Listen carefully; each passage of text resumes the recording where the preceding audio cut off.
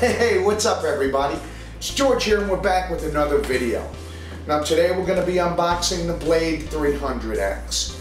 I picked up the Blade 300X so that I can have a craft that can fly in the front or backyard that was 3D capable. I've been trying to incorporate more 3D with my flying of the 450 and the 500 at the field, but I just can't get down there enough to fly and practice, so I wanted something that I can practice with right in my front or backyard and put some time on the sticks. Now, I could have gotten the 130 instead of the 300X. I watched Nick fly the 130 last night.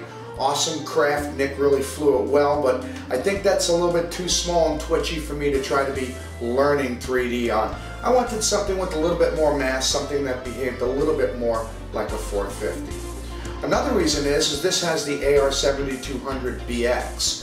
Now, I was going to buy the AR7200BX for the Goblin when it comes out in November, the Goblin 500, and they run about $230. I was able to get this whole helicopter for $299.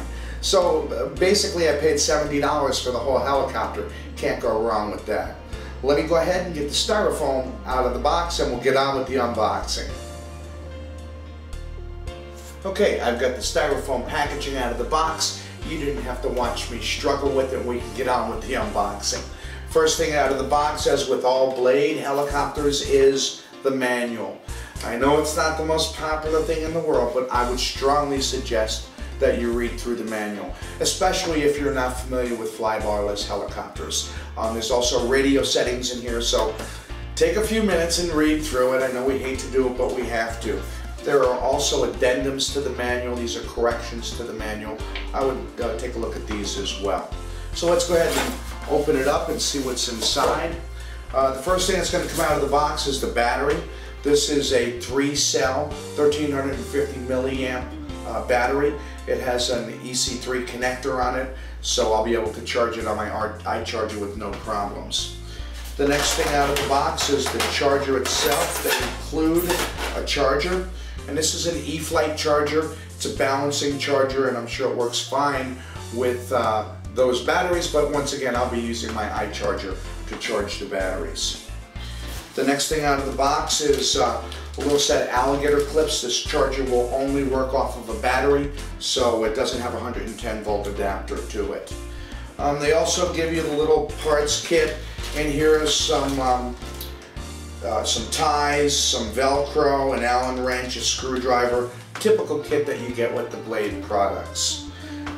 This is a bind and fly, so it's only going to have the helicopter. I don't have a radio with this. I'll be using my DX8 to fly this helicopter. And finally, the last thing out of the box is the helicopter itself. It looks very nice at first glance. It's a belt drive.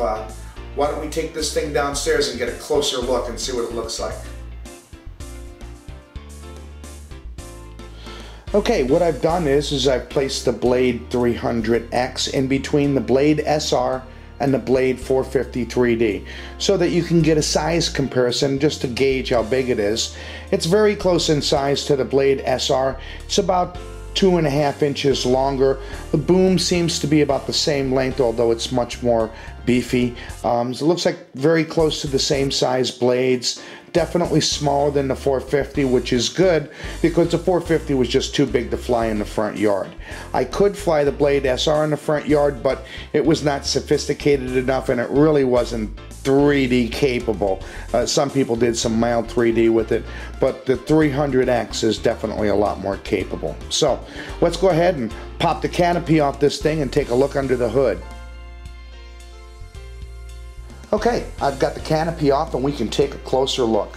Let's go ahead and start back at the tail with the weighted tail mounting hardware. A definite plus. We see them doing that for stability on the larger helicopters. The tail blade grips are also thrust bearing grips. That's another nice upgrade. I really like seeing them do that. This is a belt drive tail.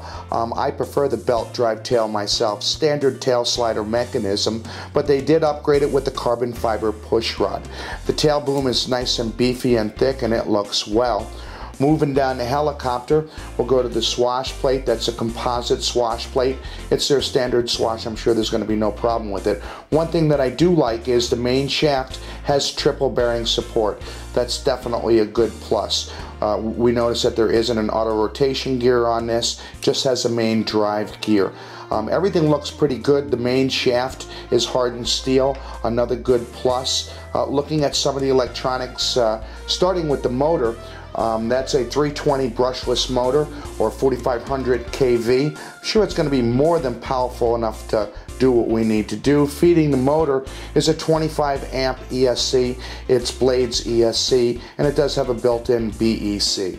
All of the servos, the cyclic and the tail servo, are 7.6 gram servos. They're sub-micro servos. I'm sure they're going to be plenty good enough to do the job.